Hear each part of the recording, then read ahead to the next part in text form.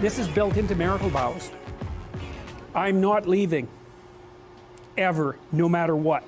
It's like, okay, well, that definitely puts a boundary around our arguments, right? Because I can't say every time you manifest one of your flaws, which you're likely to do just as often as me, right, well, enough of this. It's like, that's horrible, man. If your whole life is, well, every time you get out of line, I'm out of here. It's like, how the hell are you? First of all, you're not going to admit to ever doing anything wrong. True. Second, you're going to be on your... Right.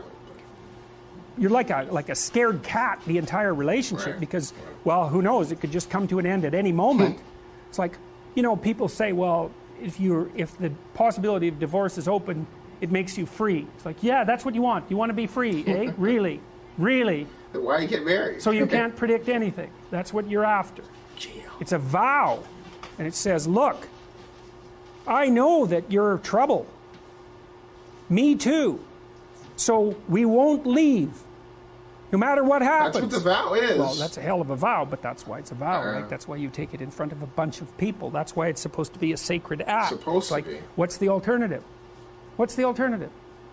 Everything is mutable and changeable at any moment. Well, go ahead. You live your life like that and see what you're like when you're 50. Jesus, it's dismal. 2 or 3 divorces, your family's fragmented, you've got no continuity of narrative. And it's not good for the kids, not by any stretch of the imagination. And so it's a form of voluntary enslavement, I suppose, but it's also equivalent to the adoption of a responsibility. And there's more to it than that. If you can't run away, then you can solve your problems.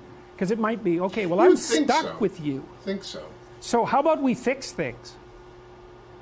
Because the alternative is we're going to be in a boxing match for the next 40 years. That's the alternative.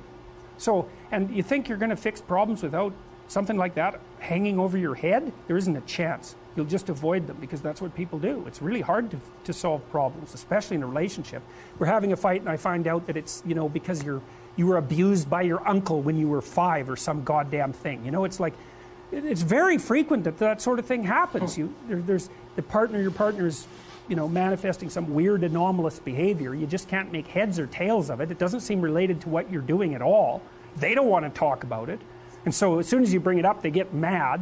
And then you bring it up again, they even get madder, and they tell you that you're not going to talk about that or they're going to leave. And so maybe you're really, really persistent because you're kind of a son of a bitch, and then they break down and cry. Son of a bitch! You know? And then they have this horrible memory that comes flooding forward that's completely, you don't know what to do with it, and then you have to sort it out.